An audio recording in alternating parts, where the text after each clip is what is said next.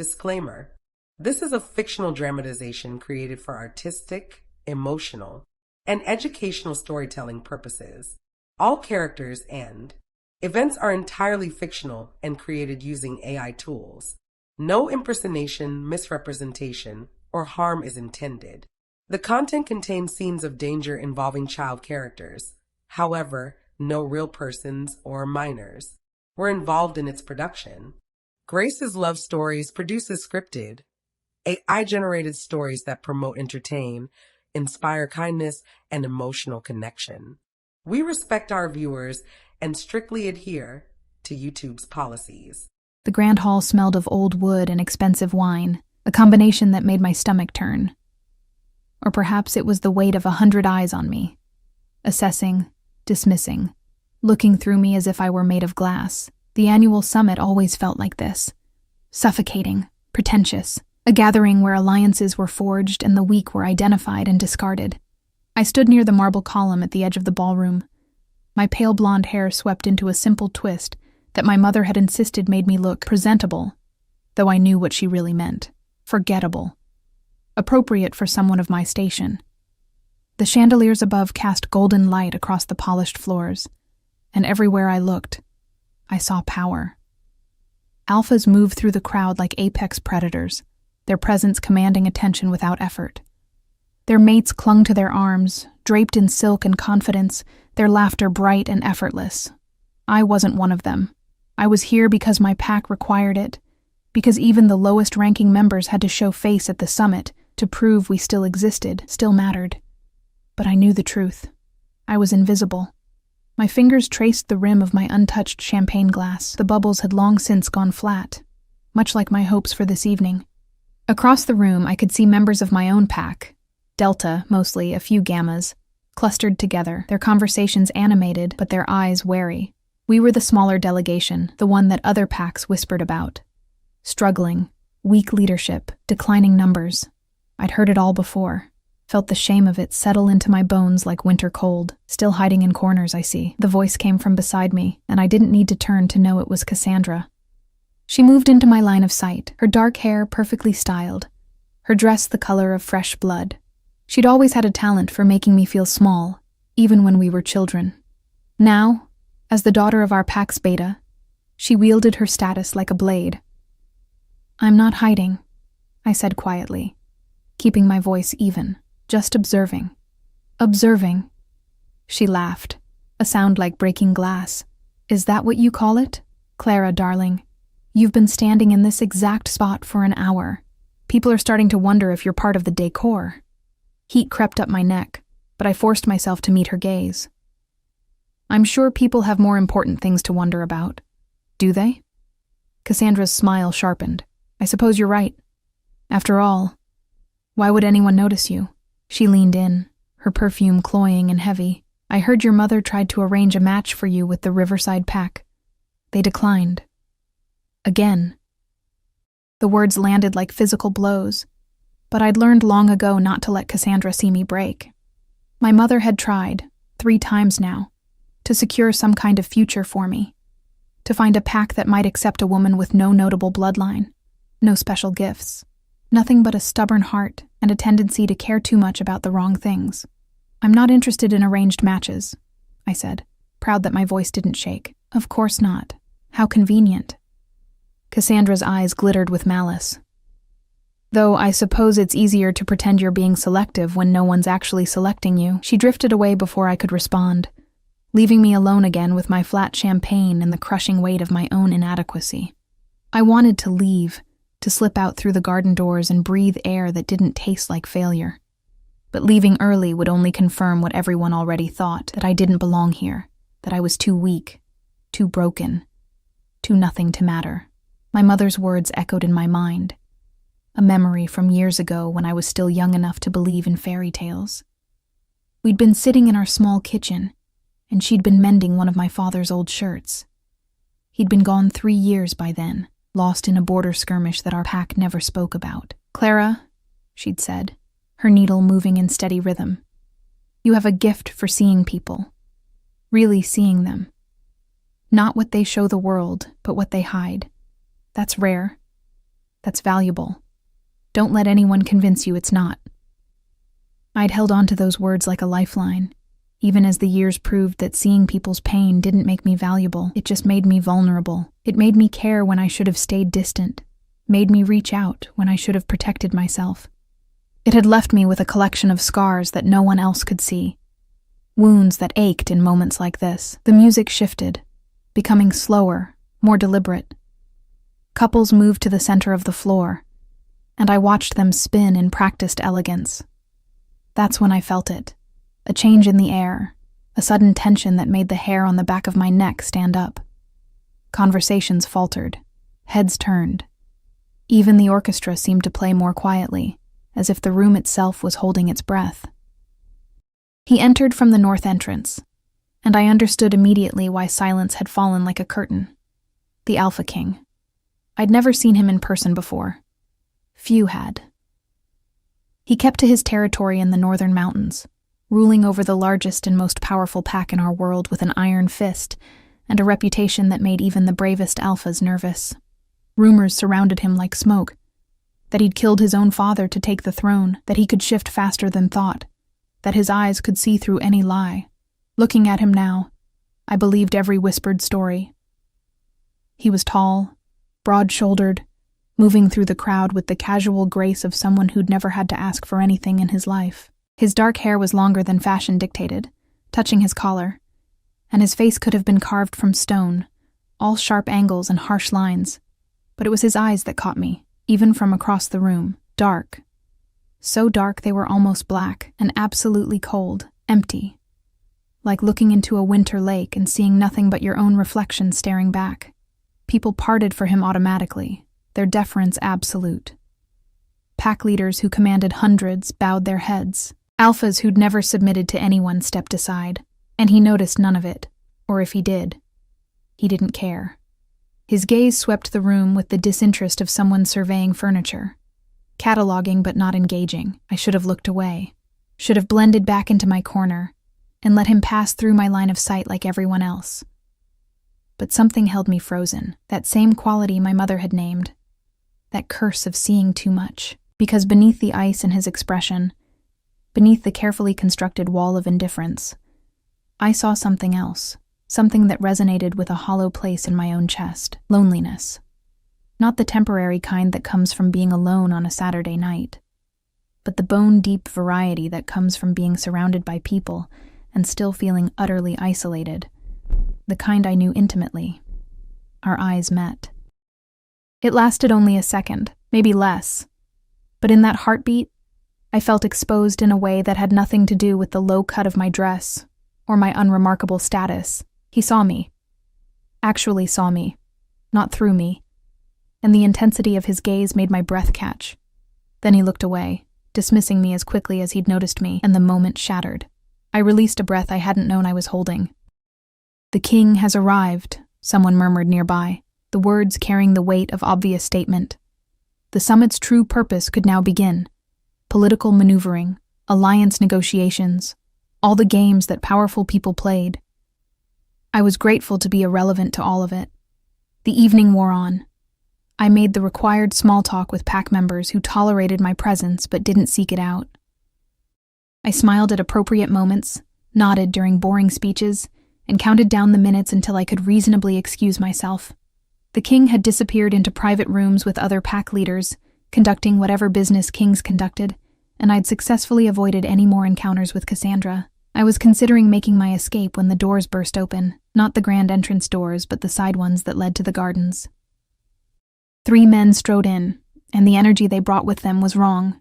Sharp, aggressive, threatening. They weren't dressed for the summit. Their clothes were practical, dark, designed for movement and concealment, and the way they scanned the crowd sent alarm bells ringing through my instincts. Hunters. The word formed in my mind with absolute certainty. I'd never encountered them personally, but I'd heard enough stories. Humans who'd learned about our existence and decided we were monsters that needed to be eliminated. They were rare, usually disorganized, more nuisance than real threat. But these 3 moved with military precision, their hands positioned near weapons I couldn't quite see. They were searching for someone. The crowd's chatter continued, oblivious. The music played on. Most people hadn't even noticed the newcomers, too absorbed in their own conversations and politics. But I noticed. And as one of the men's eyes locked onto me, then moved past me to fix on someone, behind me, my blood turned to ice. I turned slowly. The Alpha King stood alone near the terrace doors, his back partially to the room as he gazed out at the gardens, unguarded, isolated, the perfect target. Everything happened in slow motion and too fast at once. I saw the hunter's hand move toward his jacket, saw the intent written clearly in his expression, saw the distance between him and the king. Too far for me to cross, too close for the king to escape if he didn't know the danger was coming. My body moved before my mind caught up. I crossed the distance to the king in stumbling steps, my heart hammering so hard I thought it might break through my ribs. I had no plan, no strategy. Just a blind instinct that screamed I had to do something, had to warn him, had to... "You're in danger." The words left my mouth in a whisper as I reached him.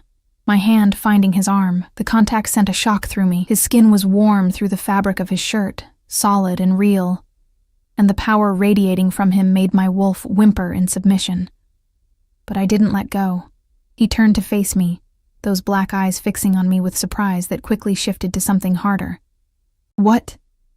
"Pretend I'm your husband," I whispered urgently, stepping closer, into his space in a way that was completely inappropriate and absolutely necessary. "They're hunting you. 3 men, side entrance. Don't look. Just, please. Trust me." For a heartbeat, I thought he'd push me away. Thought he'd dismiss me as crazy or attention-seeking. But something in my face, in my voice, must have convinced him. Because instead of shoving me aside, his arm came around my waist, pulling me against him with a force that stole my breath. "Play along," he murmured, his voice so low only I could hear it. Then, louder, for anyone watching, "There you are, darling. I wondered where you'd gone." His hand splayed against my lower back, the touch burning through the thin fabric of my dress. To anyone observing, we looked like a couple having an intimate conversation, a king with his queen, nothing unusual or alarming. But I could feel the tension in his body, coiled and ready. Could sense him tracking the threats I'd warned him about without turning his head. "How many?" he asked, his lips near my ear, the position allowing him to survey the room over my shoulder. 3. Dark clothes, armed. My voice shook despite my best efforts. "They were looking for you specifically. And you decided to involve yourself." It wasn't quite a question, but I answered anyway. Someone had to. His hand tightened fractionally on my waist. "Foolish. Probably." A sound that might have been a laugh, or might have been something darker, rumbled in his chest. "What's your name?" "Clara. Clara." He repeated it like he was tasting the word. "I'm going to move us toward the main entrance. Stay close. If anything happens." I know. I did know.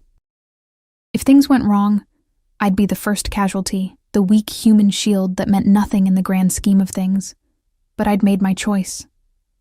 We moved together, his arms still around me, our steps casual and unhurried despite the danger stalking us through the crowd. I could see the hunters now, tracking us with predatory focus. One had his hand fully inside his jacket. Another whispered into a communication device. They were coordinating. We were 10 feet from the main doors when everything fell apart. The first hunter moved with startling speed, closing the distance between us before I could even process what was happening. The king's grip on me shifted instantly, no longer the intimate hold of a lover, but the iron grasp of a protector positioning a liability. He pushed me behind him in one fluid motion, his body becoming a wall between me and the threat. "Everyone down!" The hunter's voice cracked through the air like a whip, and suddenly the room erupted into chaos. Screams pierced the elegant atmosphere as guests realized what was happening. The orchestra's music died in a discordant screech. Crystal glasses shattered against marble as people scrambled for exits, their formal wear and practiced dignity forgotten in the face of real danger. But the king didn't move. He stood perfectly still, radiating a menace so palpable I could taste it on my tongue like copper. The hunter had drawn his weapon now, something silver that gleamed in the chandelier light, designed specifically for creatures like us. Blessed bullets, probably. The kind that didn't just harm, but poisoned, made shifting impossible, turned our greatest strength into agony. The mighty Alpha King, the hunter sneered, his weapon trained on the king's chest. His two companions had spread out, flanking us, cutting off escape routes. Not so untouchable after all, are you? Did you really think you could hide among these sheep without us finding you? I wasn't hiding. The king's voice was calm, almost bored, as if he were discussing the weather rather than staring down his own demise. Hiding implies fear. I don't fear humans. You should.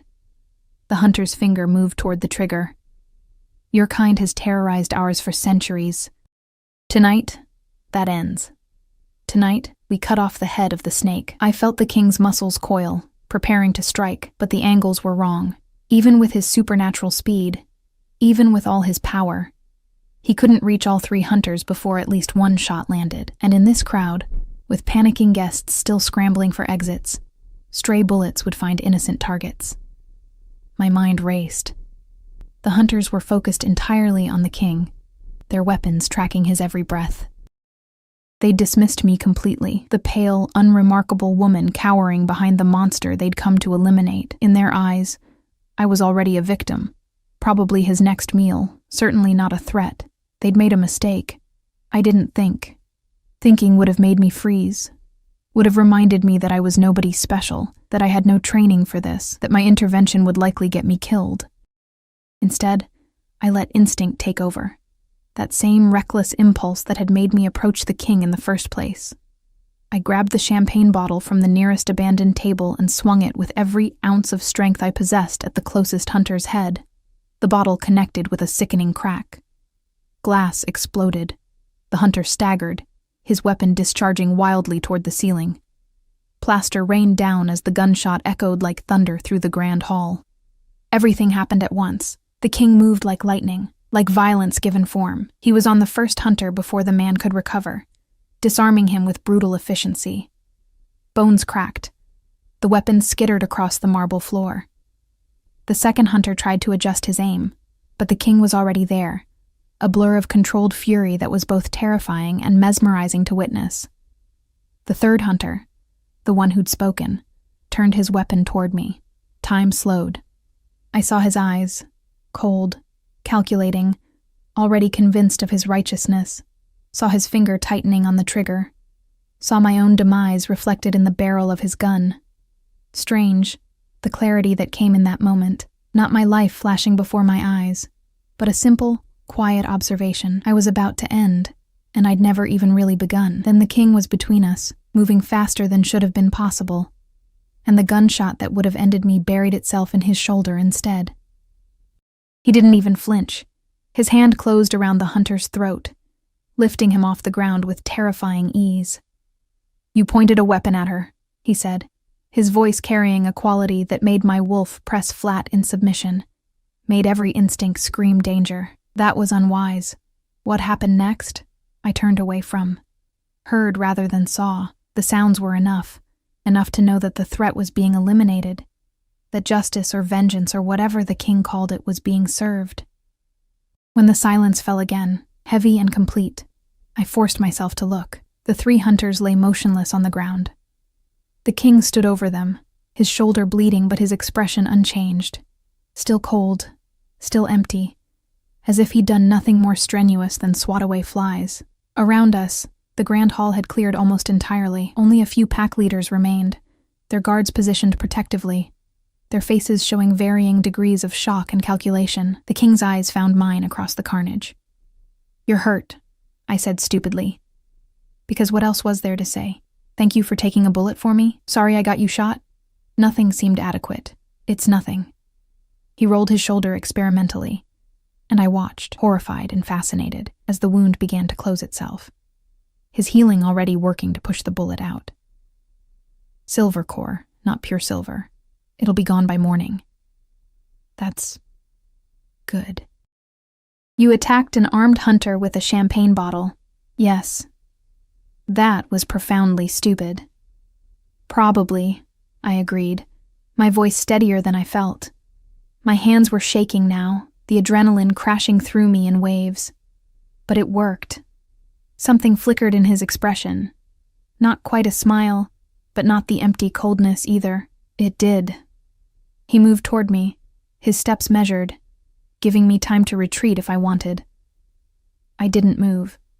When he reached me, his hand came up to cut my face, tilting my head back so he could study me properly. Why? Why what? Why warn me? Why involve yourself? You could have walked away. Should have walked away. His thumb brushed my cheekbone, the touch surprisingly gentle from someone who'd just dispensed brutal justice. I'm a stranger to you, a king you owe no loyalty to. So why risk yourself? The honest answer lodged in my throat. Because I saw your loneliness and recognized it as my own. Because someone had to, and everyone else was too concerned with politics and self-preservation. Because I'm tired of being invisible, and for one moment, I wanted to matter. Instead, I said, it was the right thing to do. He studied me for a long moment. Those dark eyes searching for something I wasn't sure I possessed. Then he stepped back, his hand falling away, leaving my skin cold where his warmth had been. You should leave, he said quietly. Before questions are asked that I can't answer for you. What will happen now? I gestured to the fallen hunters, to the destruction around us. The summit will continue. This changes nothing. His expression hardened again, the momentary softness vanishing behind walls of ice. Hunters have tried to eliminate me before. They'll try again. It's the nature of what we are, predators breeding fear in those who can't understand us. They called you a monster. I am a monster. He said it simply, without emotion, as if reciting an established fact. I've done monstrous things to maintain order, to keep our kind safe from both external threats and our own self-destructive nature. Tonight was mercy, compared to what I'm capable of. I should have been afraid, should have taken his advice and fled while I still could. But that quality my mother had named, that curse of seeing too much, showed me the truth beneath his words. He believed what he said, believed himself irredeemable, had convinced himself that the loneliness was deserved, that the isolation was necessary. I knew that prison, lived in a smaller version of it myself. Thank you, I said softly, for taking that bullet, for protecting me when you didn't have to. You warned me first. I was merely returning the favor. Still, thank you. He nodded once, dismissive, already turning away.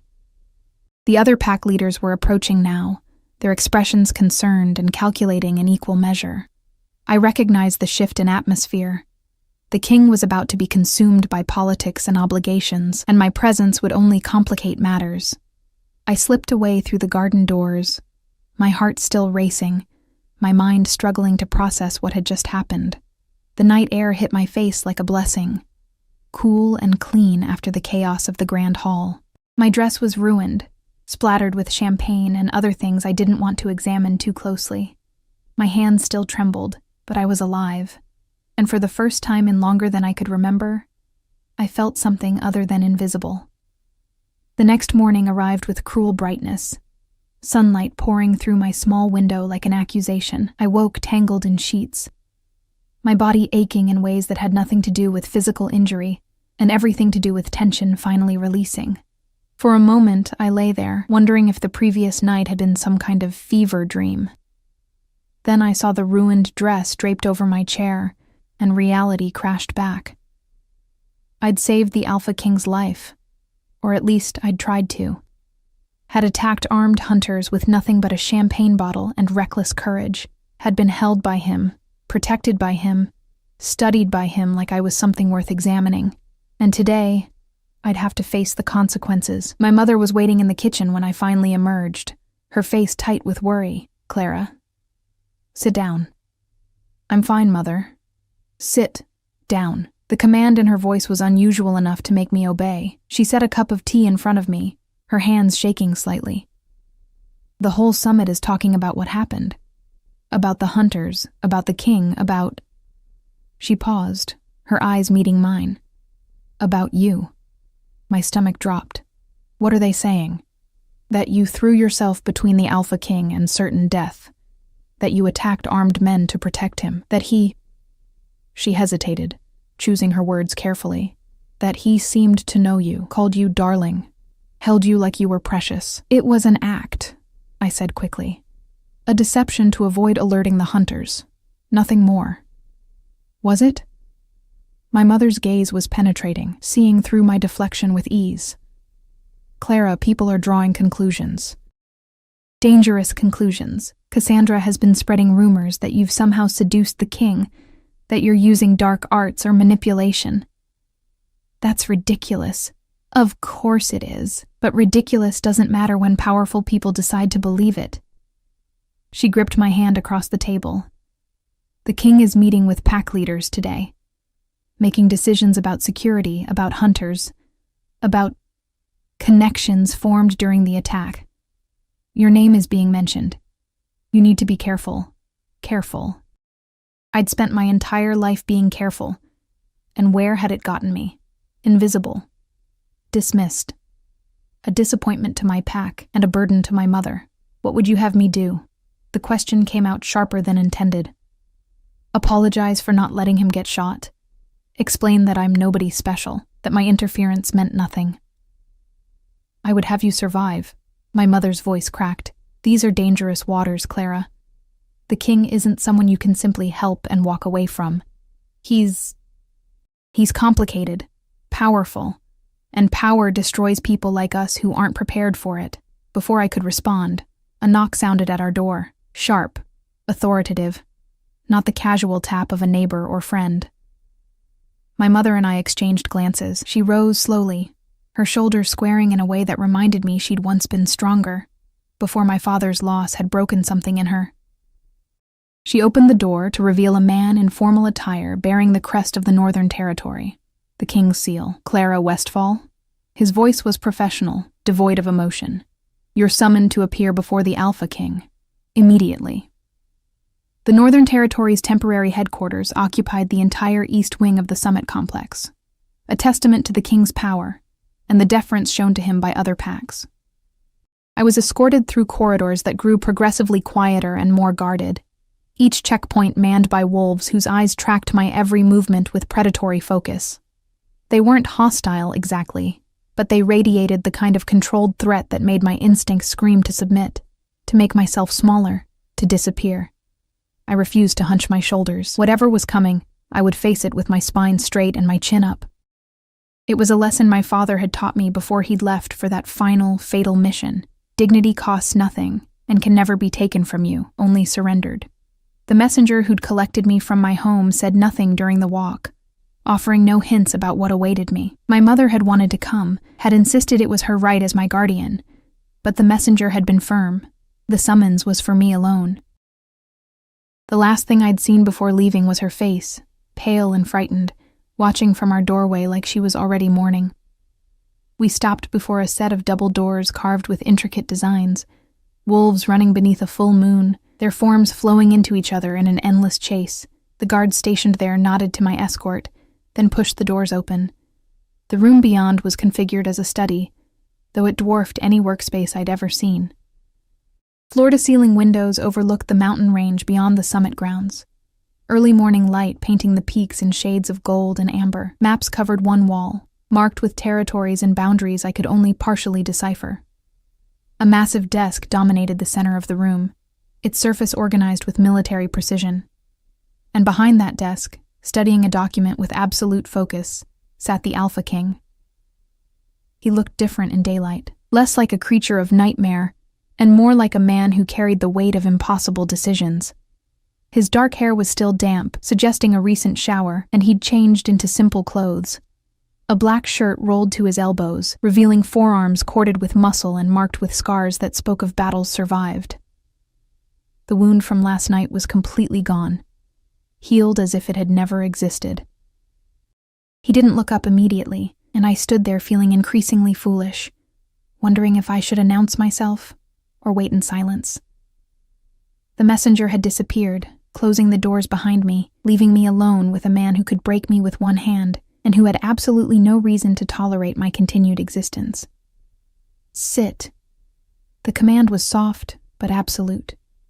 I moved to the chair facing his desk, grateful that my legs still functioned despite the trembling that had started in my core.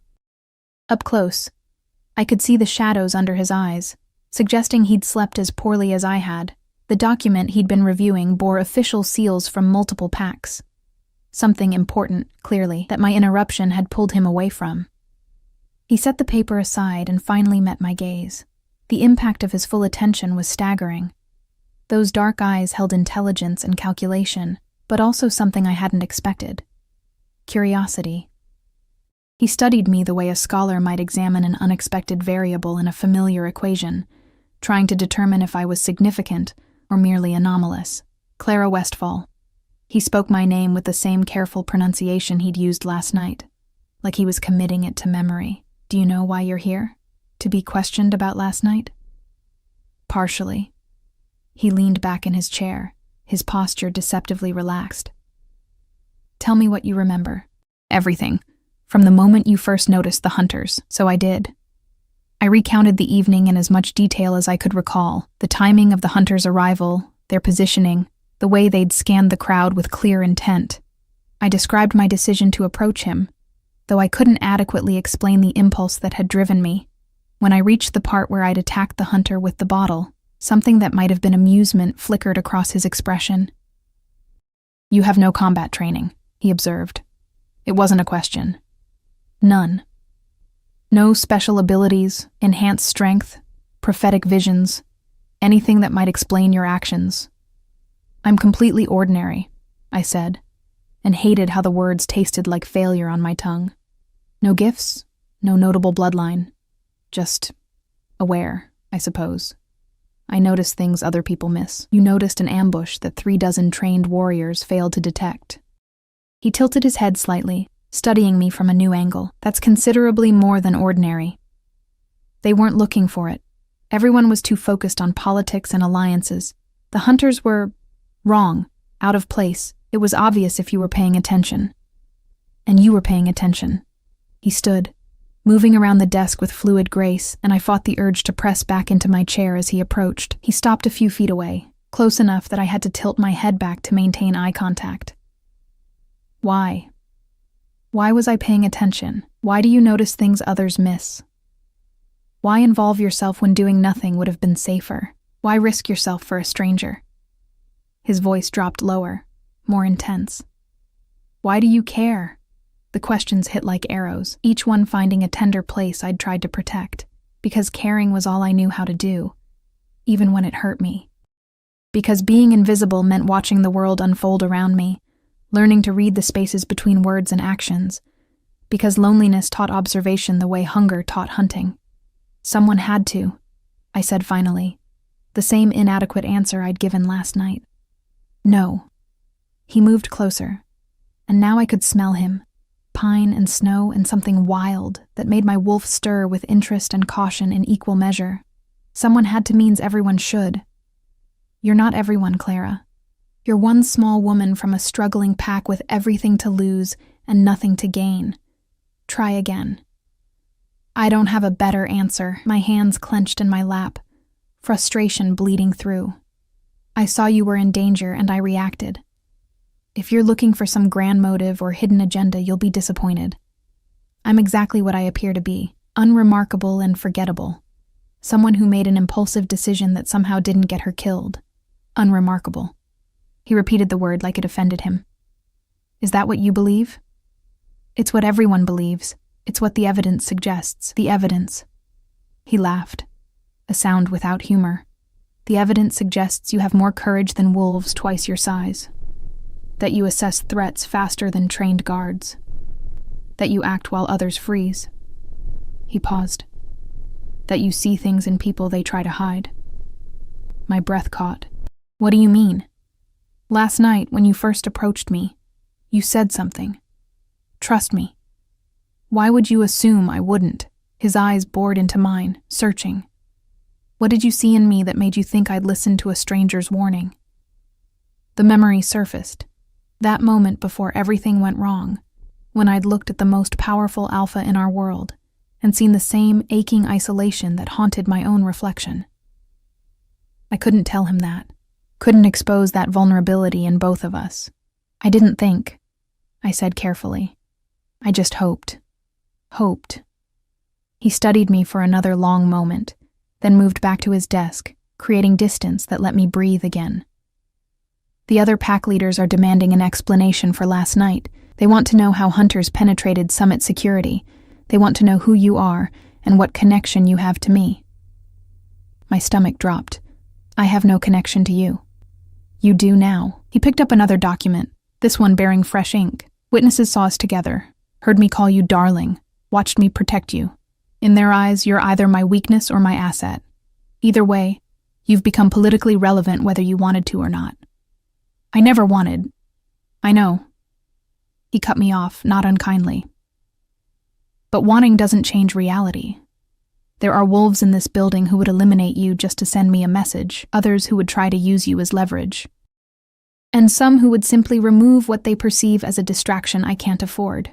Fear crystallized in my chest, cold and sharp. So what happens to me? That depends. He set the document down, his expression unreadable. I can send you back to your pack with a story that diminishes your involvement, make you forgettable again, erase the connection in everyone's minds. You'd be safe, invisible, exactly what you claim to want. Or you stay close. Let everyone believe the connection is real, that you matter to me. His eyes locked on mine. It would be dangerous. You'd be a target, but you'd also be under my protection, which means anyone who touched you would answer to me personally. Why would you do that? The question emerged as barely more than a whisper. Why protect someone you don't know? You saved my life. You said yourself you would have survived. I would have. He moved back around the desk, eliminating the distance between us again. This time when he stopped, he was close enough to touch, to reach out and bridge the space that separated us. But you didn't know that when you acted. You saw danger, and you intervened, expecting nothing in return.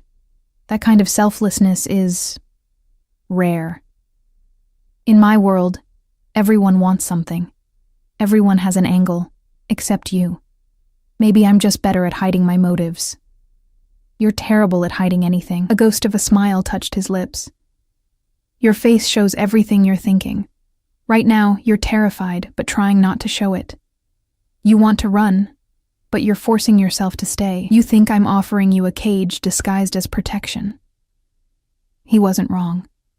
If I stay, I said slowly, what would you expect from me? The truth. Always. His hand lifted, hovering near my face but not quite touching. I'm surrounded by wolves who tell me what they think I want to hear. Who calculate every word for maximum advantage. You don't do that. You speak plainly, act honestly. That's worth more than you realize.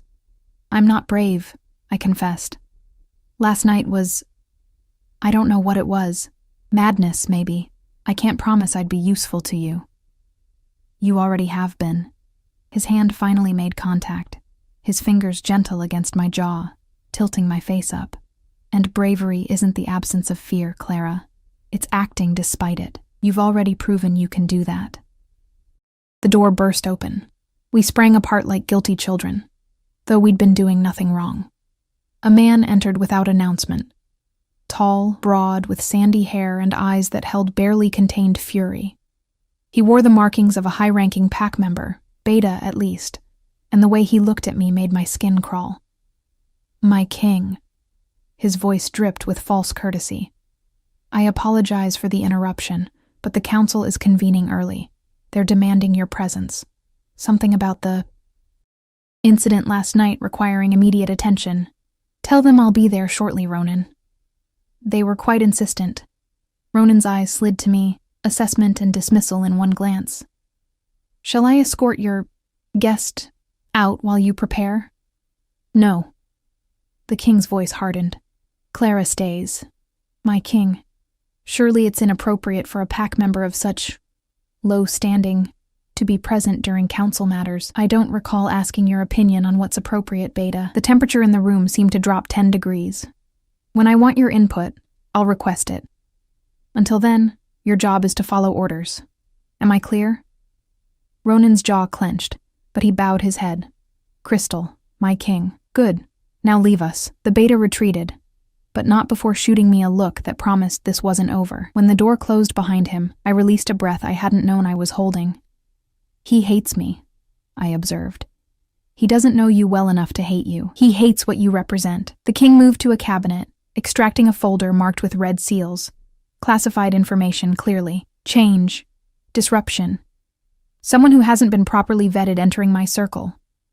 Ronan values order and hierarchy above all else. And you don't? I value effectiveness, results, loyalty earned rather than demanded. He turned back to me, folder in hand. The council is going to ask about you, about last night. I need to know. Can you handle that kind of scrutiny? The questions will be invasive, and the wolves asking them will be looking for any sign of weakness.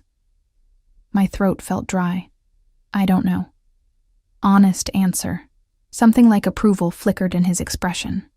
Here's what I propose. You accompany me to the council meeting. Not as a participant, but as an observer. Let them see that I value your presence. After that, you decide. Stay under my protection, or return to your pack with a cover story that keeps you safe. You'd let me choose? I'm not in the habit of keeping anyone against their will, Clara. His voice softened slightly. Whatever you decide, I'll honor it. But decide knowing that if you walk away, I can't protect you from the consequences of last night. And there will be consequences. It wasn't really a choice then. Stay and face danger head on, or leave and face it alone. I thought of my mother's frightened face, my pack's dismissive treatment, Cassandra's cruel words, a lifetime of being invisible, of watching important things happen to other people while I remained safely, miserably irrelevant. I'll stay, I said. For now. The king's smile was small but genuine. Then let's go remind the council why questioning my judgment is inadvisable. He offered his arm like a gentleman escorting a lady to dinner, rather than a king bringing an outsider to a meeting of the most powerful wolves in our world. I hesitated only a moment before taking it, feeling the strength in him, the barely contained power that thrummed beneath his skin. As we left the study and moved through corridors now crowded with curious onlookers, I realized I'd just made a decision that would change everything. There was no going back to invisible after this.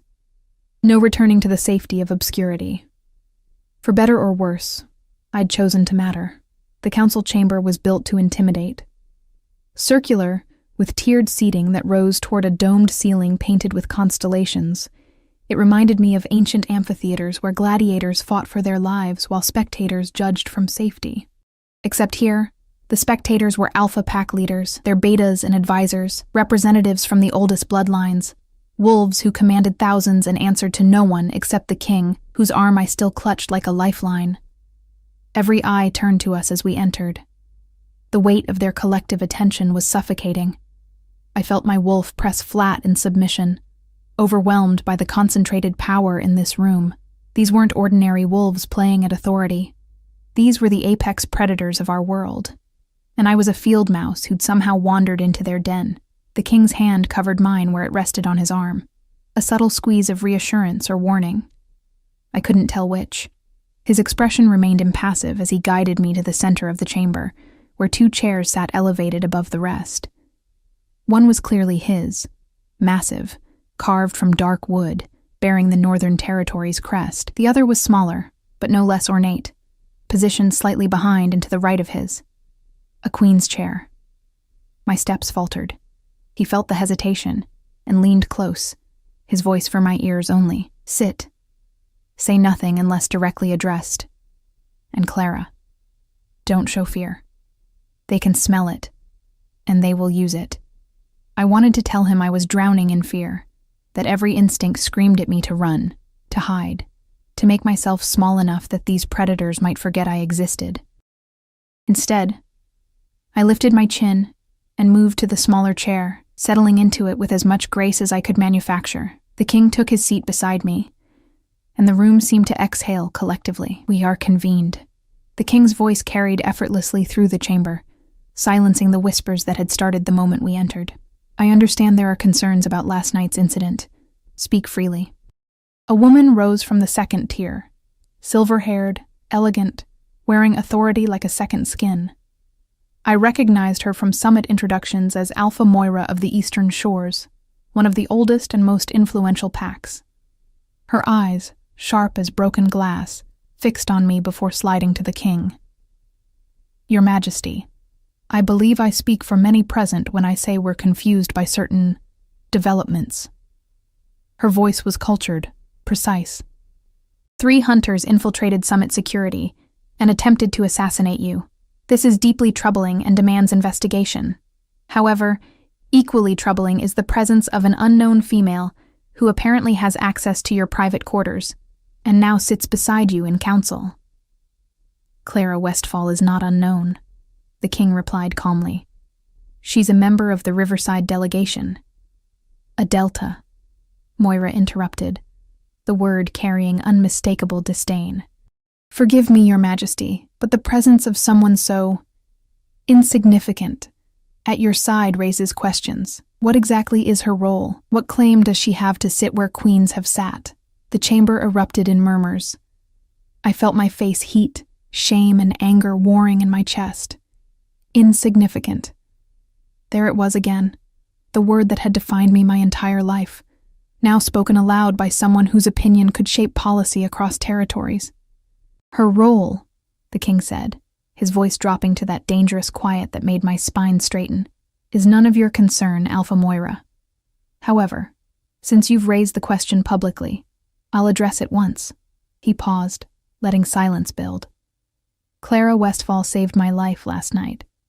While trained warriors failed to detect the threat, she identified it, warned me, and engaged armed hunters to protect me. Her courage and quick thinking prevented what could have been a catastrophic loss. That is her claim to sit beside me. A convenient story, another voice called out. Male, rough, coming from a pack leader I didn't recognize. How do we know she wasn't part of the attack? Perhaps she arranged it with the hunters, positioned herself to appear heroic, all to gain your favor and access to power? My stomach dropped.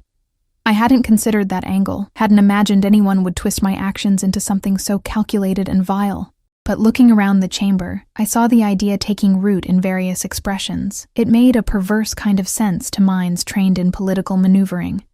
The perfect infiltration, using the king's own honor against him. If that were true, I heard myself say, my voice steadier than I felt, it would be the stupidest plan imaginable. The king's hand moved to the armrest between us. A warning or support, I couldn't tell.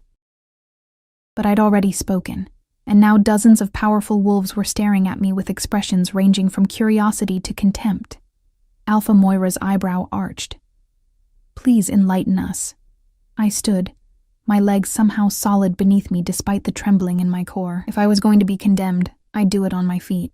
You think I arranged for 3 armed hunters to attack the Alpha King? Gambling that I could warn him in time, that he'd trust a complete stranger, that I could successfully fight trained killers, and that all of this would somehow endear me to the most powerful wolf in our world? I shook my head. There are at least a dozen ways that plan fails catastrophically. I'd be dead, or imprisoned, or executed for treason. What could I possibly gain that would be worth that risk? Power, Moira said simply. The kind of power that comes from capturing a king's attention. From sitting where you sit now. I don't want power. The words emerged with more force than I intended. I never asked to be here. I warned him because it was the right thing to do. Because watching someone get hurt when I could prevent it isn't something I'm capable of ignoring. If that makes me stupid or suspicious in your eyes, then fine. But don't insult me by pretending I'm clever enough to orchestrate some elaborate scheme. I'm exactly what I appear to be. Someone who made an impulsive decision that somehow didn't end in disaster. Silence fell across the chamber. I just contradicted an alpha, spoken out of turn, made myself even more of a target. But something fierce had awakened in my chest, something that refused to bow under the weight of their judgment. She has spirit, a new voice observed, warm, almost amused. A man rose from the 3rd tier, younger than most present, with copper hair and a smile that didn't quite reach his eyes. I'm inclined to believe her, actually. The plan she described is indeed idiotic. But her actions last night? Quick thinking under pressure, selfless intervention. These are qualities we should celebrate, not interrogate with suspicion. Alpha Garrett makes a fair point, another voice added. Female, thoughtful, Perhaps we're looking at this situation backwards. The hunters who attacked last night were professionals. They had inside information about security protocols, about the king's schedule. That's the real threat. Not this girl who happened to notice what our own guards missed. The tide was shifting. I could feel it. Not everyone was convinced of my innocence, but enough doubt had been introduced that the accusations were losing momentum. The king had remained silent throughout, letting me defend myself, letting the council see me as something other than a pawn in his games. Ronan, the beta who'd interrupted us earlier, stood from his position near the king's chair. If I may, Your Majesty, regardless of Miss Westfall's intentions, her continued presence poses a security risk. She's unvetted, unprotected by any significant pack bonds. Perhaps it would be wise to place her under supervised protection while we investigate last night's events more thoroughly. It was smoothly done, framed as concern for my safety while actually suggesting imprisonment. The king's expression didn't change, but I felt the temperature drop. Beta Ronan. The king's voice cut through the chamber like a blade. Are you suggesting I'm incapable of protecting someone under my care? Not at all, Your Majesty. I merely suggest that spreading our resources to guard an outsider might be unwise when threats clearly exist within our own ranks. Then let me be perfectly clear. The king stood, and every wolf in the chamber responded instinctively, straightening, paying attention. Clara Westfall is under my direct protection. Anyone who threatens her, questions her loyalty without evidence, or attempts to remove her from my presence will answer to me personally. Her safety is now a matter of my honor. Is that understood? The declaration rippled through the chamber like a shockwave. By tying his honor to my protection, he'd made me untouchable. But he'd also made me a symbol, a test of his authority. Challenging me now meant challenging him directly. Alpha Moira's expression tightened, but she bowed her head. Understood, Your Majesty. Others echoed the acknowledgement, though not all looked pleased about it. I saw calculation in various faces. Wolves already planning how to use this new dynamic to their advantage. The king wasn't finished. Now, regarding last night's actual security failure, Alpha Garrett, your pack oversees summit protection this year. Explain how 3 hunters entered undetected. The copper-haired Alpha's easy smile faded. We're investigating, Your Majesty. Preliminary evidence suggests they had help from the inside, someone with access to patrol schedules and checkpoint rotations. A traitor. The word hung heavy in the air, in your ranks or elsewhere. We don't know yet. The hunters themselves provided no useful information before they expired, meaning the king had killed them too quickly for interrogation. I remembered the sounds from last night, the finality of it, and suppressed a shiver. Find them. The king's command was absolute. I want every pack member who had access to security protocols investigated. I want communications monitored. I want the traitor's identity within 48 hours. And if the investigation points to multiple packs? Moira asked carefully. If this conspiracy extends beyond summit security, then we have a bigger problem than 3 dead hunters. The king's eyes swept the chamber. Someone in this room, or someone they trust, wanted me eliminated. Until we know who, everyone is suspect. Council sessions will continue under enhanced security. Pack delegations will be confined to their assigned territories, except during official events, and any pack leader who objects to these restrictions can consider their loyalty questioned. It was a lockdown disguised as protocol. Trap the conspirators by limiting their movements and communications. Smart, but also dangerous.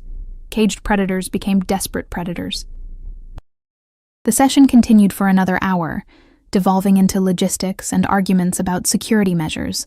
I remained silent in my chair, hyper-aware of every glance thrown my way, every whispered conversation that might be about me.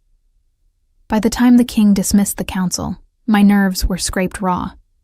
We walked back to his study in heavy silence, guards trailing at a respectful distance. Only when the doors closed behind us did I allow myself to sag against the nearest wall, exhaustion crashing over me in waves. You did well, the king said quietly. I contradicted an alpha, spoke without permission, made myself an even bigger target. You defended yourself with logic and honesty. That's more than most wolves in that chamber can claim. He moved to his desk, pouring 2 glasses of amber liquid from a crystal decanter. He offered one to me. "You're shaking." "I'm terrified," I admitted, taking the glass. The liquor burned going down, but the warmth helped steady me. "They hate me. They think I'm using you, or that I'm a security risk, or that I'm just insignificant debris that somehow landed in the wrong place. They don't know what to make of you. That's different from hate." He drained his own glass, setting it down with careful precision. "You confuse their worldview. Someone with no power, no status, no obvious ambition, who nevertheless acted with courage when it mattered. It doesn't fit their understanding of how wolves behave. Maybe they're right. Maybe I am just lucky debris. You saved my life, Clara." He moved closer, his presence overwhelming in the confined space. "Luck didn't do that. Courage did. Compassion did. The ability to see what others missed and act on it despite the risk. And now I'm trapped." The words escaped before I could stop them.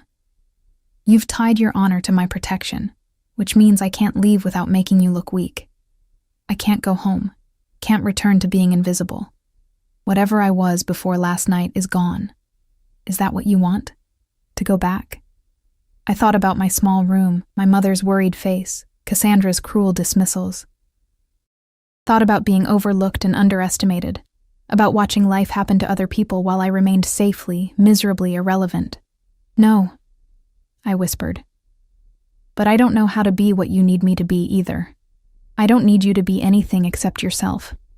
His hand lifted to my face, thumb brushing away a tear I hadn't realized had fallen. The council saw what I see, someone real in a world of performances.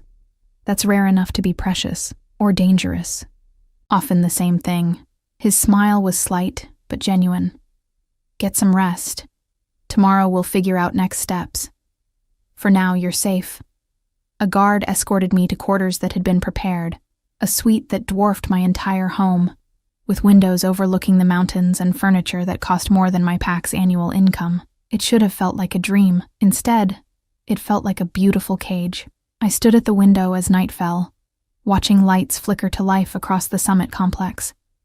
Somewhere out there, wolves were plotting, investigating, deciding if I was an asset or a liability. And tomorrow I'd have to face them again. Pretend I belonged in a world I'd never been prepared for.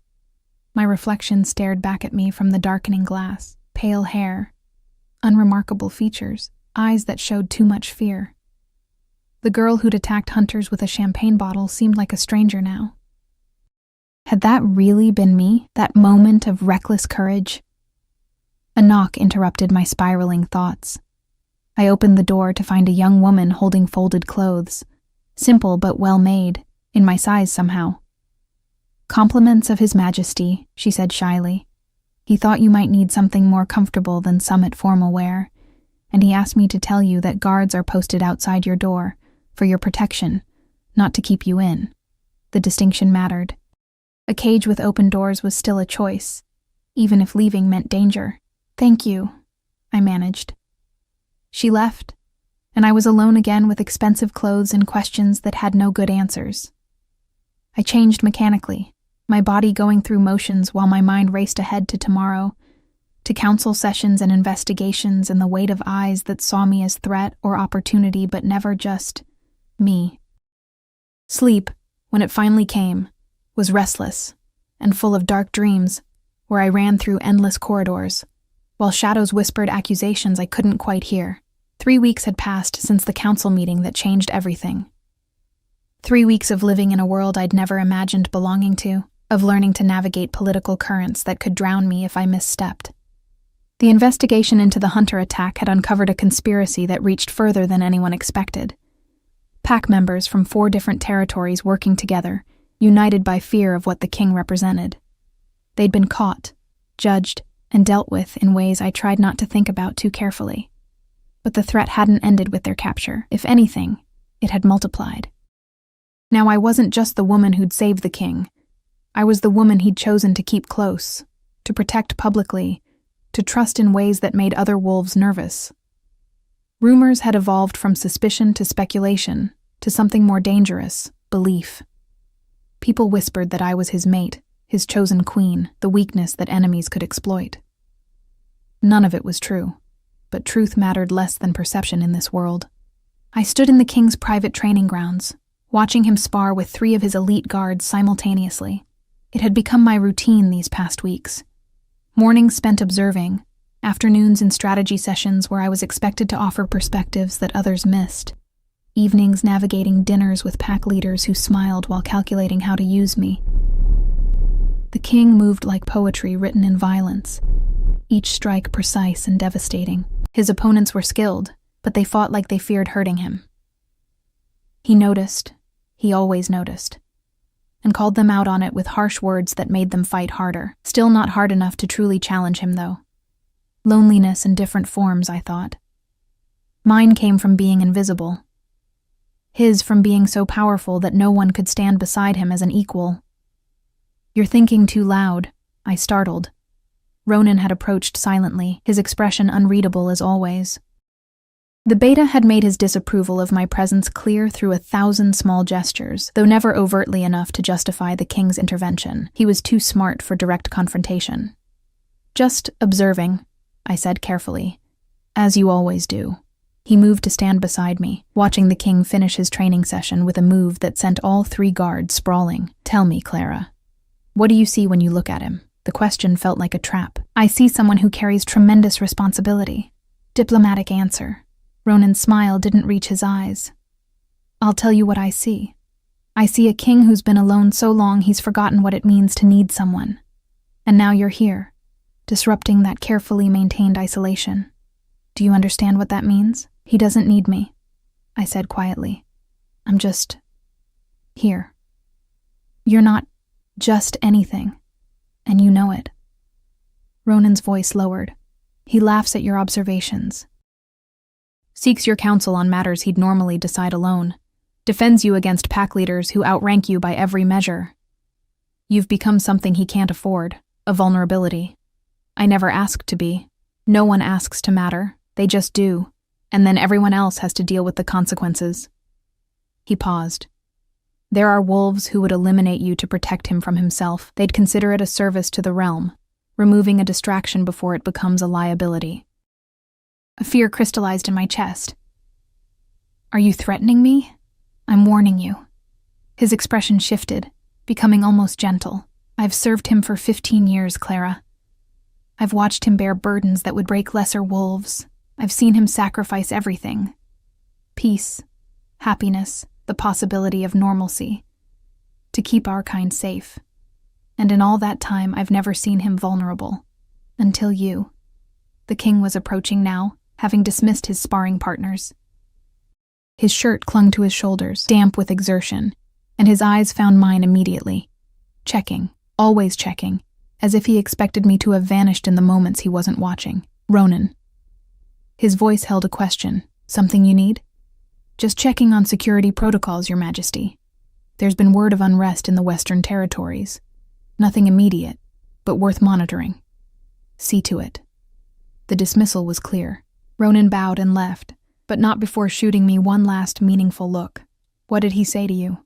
the king asked once we were alone. "That I make you vulnerable." I met his gaze steadily. "Is he right?" He was silent for a long moment, studying me with that intensity that still made my breath catch. "Come with me. There's something I want to show you." He led me through corridors I'd never explored, down stone steps that descended deep beneath the summit complex. The air grew cooler, older, carrying the weight of centuries. We emerged into a cavern lit by bioluminescent moss, its walls covered in ancient markings, the history of our kind, written by the first packs who'd learned to shift between forms. "This is the heart," he said quietly, "where the first Alpha King was chosen, where every king since has come to remember why we exist, why we lead." The carvings told stories of chaos, wolves tearing each other apart, territories burning, children left orphaned by endless wars. And then, a single figure emerging, strong enough to command peace, wise enough to enforce it without destroying the freedom that made wolves what they were. "We exist to prevent this," his hand traced one of the carvings. A mother grieving over fallen pups. "To be strong enough that others don't have to be. To carry the burden of violence, so our people can live without fear of it." He turned to face me. "That's why I can't afford vulnerabilities, Clara. Not because I fear for myself, but because if enemies can hurt me through someone I care about, everything I've built becomes fragile. Then send me away. The words hurt to speak, but I forced them out. If I'm a weakness, eliminate me from the equation. Let me go home. I tried. His admission was so soft I almost missed it. That first night, after the council meeting, I told myself you'd served your purpose, saved my life, been rewarded with protection, could now return to your pack safely. I drafted the orders, had Ronan prepare the escort. What stopped you? You did. He moved closer, close enough that I could feel the heat radiating from him, smell the wild scent that made my wolf whimper with want and submission.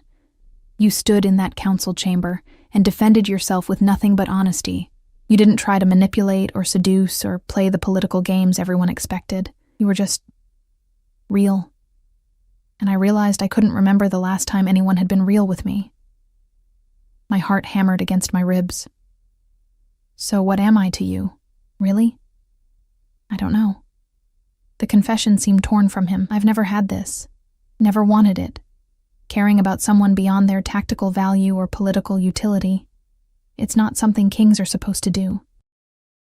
We're supposed to love our people collectively, not individually. Supposed to see the greater good, not one woman with pale hair and eyes that see too much.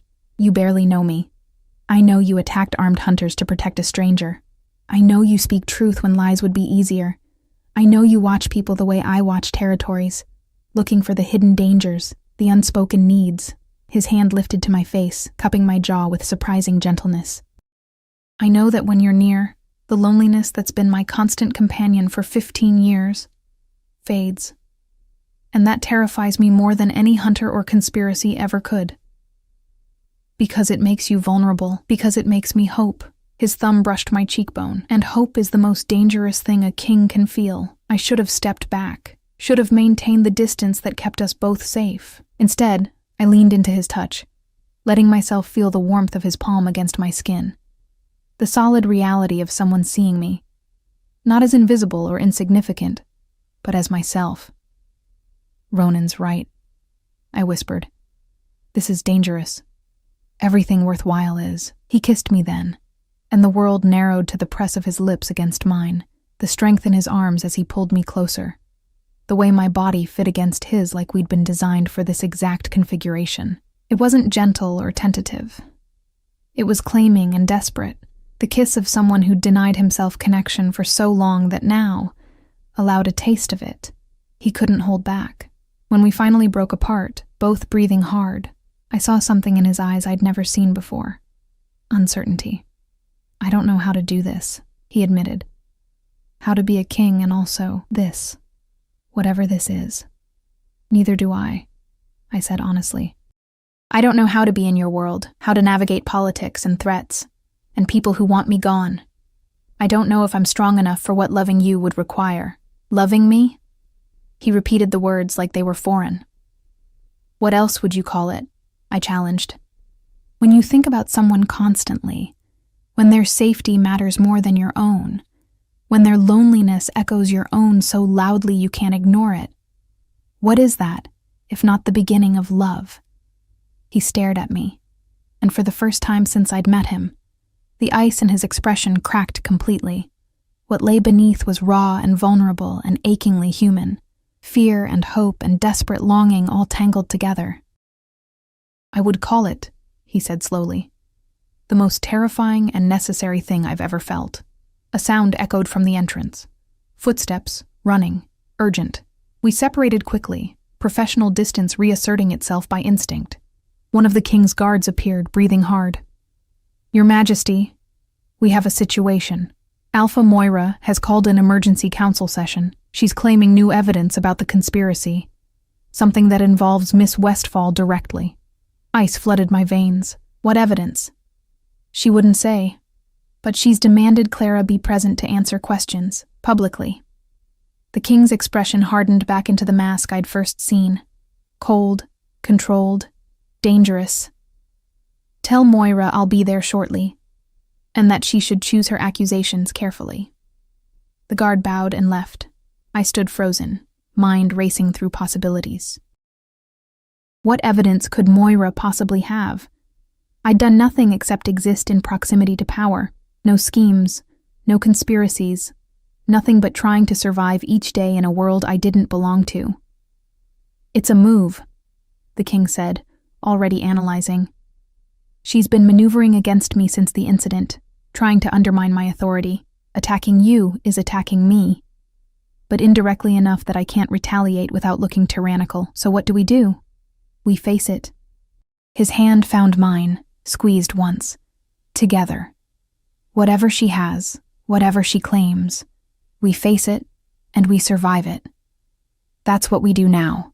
The council chamber felt different this time.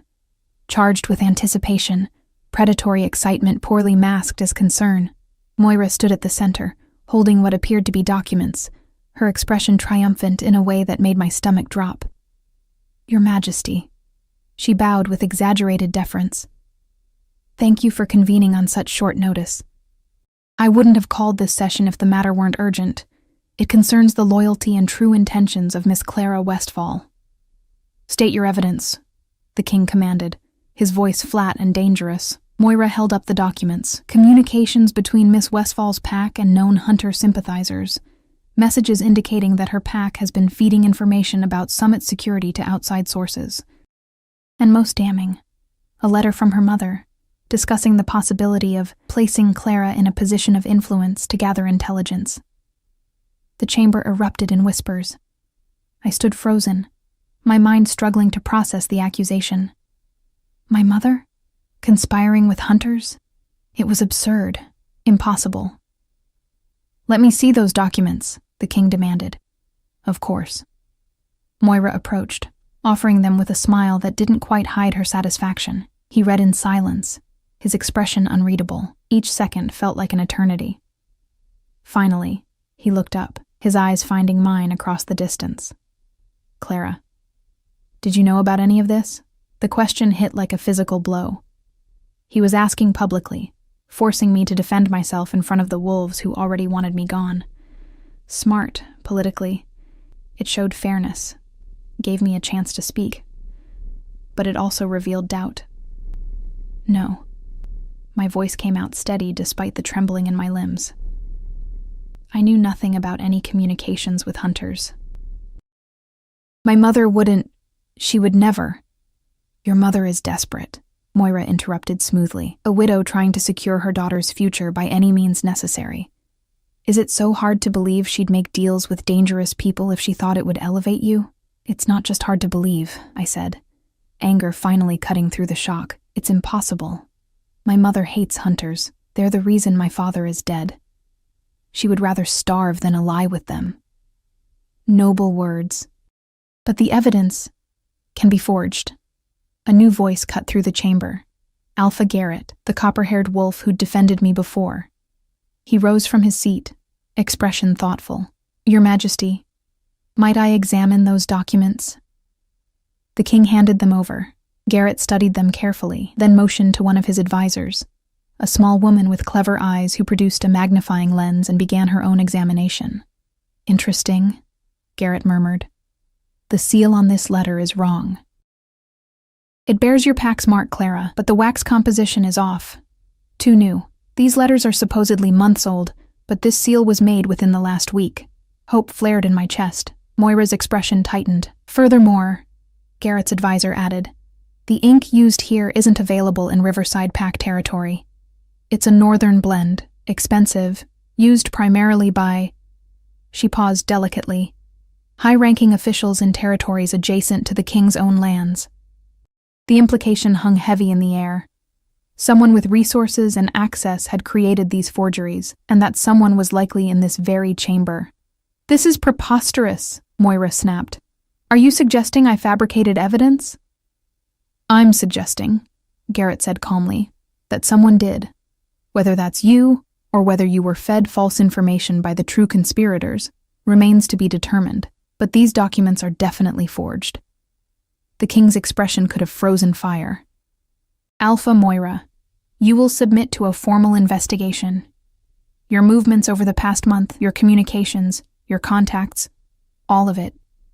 If you've been manipulated, We'll discover who's responsible. If you've actively conspired against a member of my household," he let the threat hang unfinished. Moira's face paled.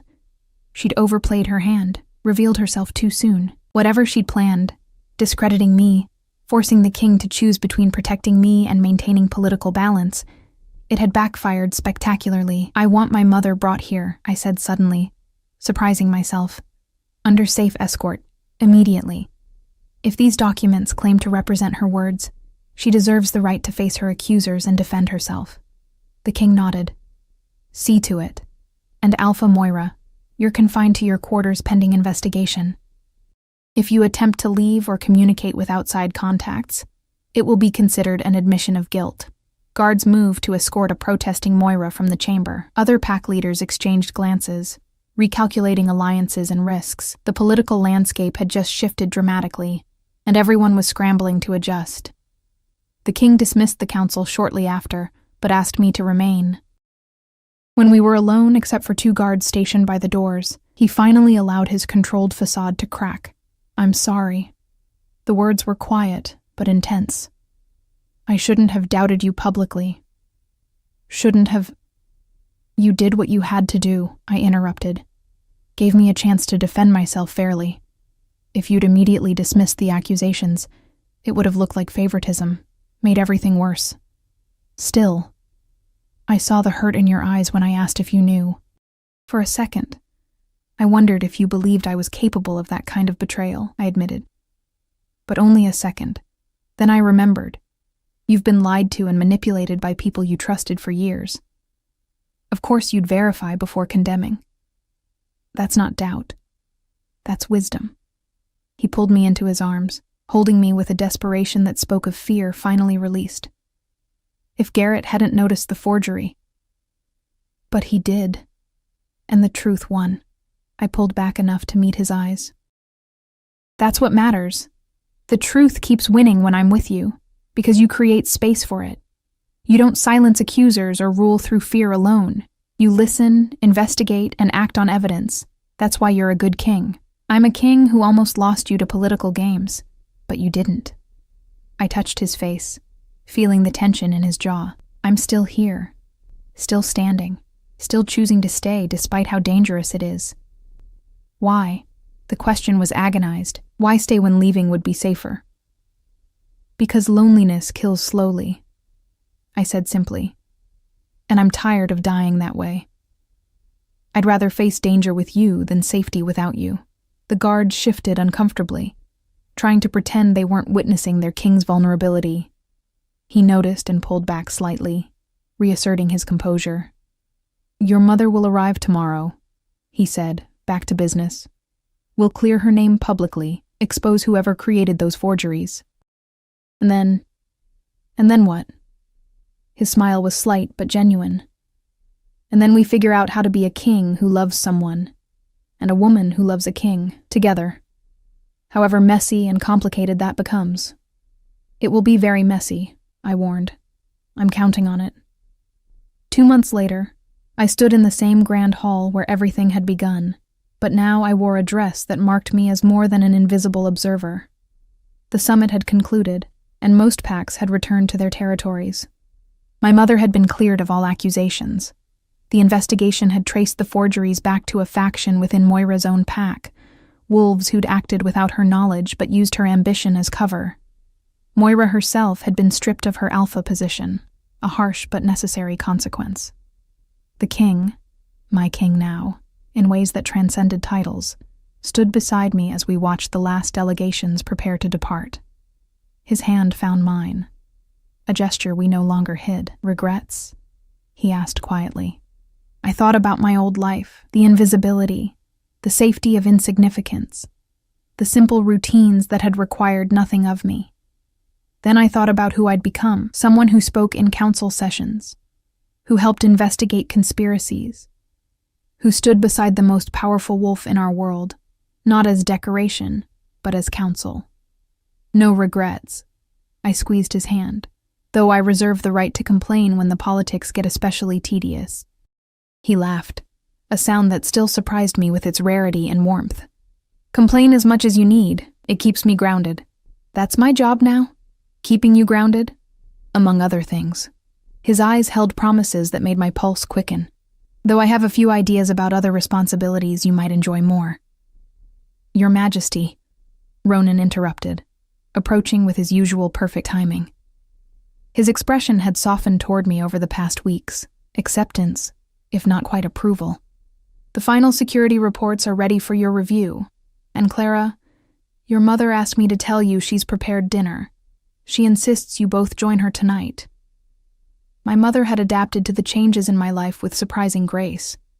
She'd moved to quarters near mine, found purpose in organizing charitable works across territories, and occasionally gave the king advice that he actually listened to.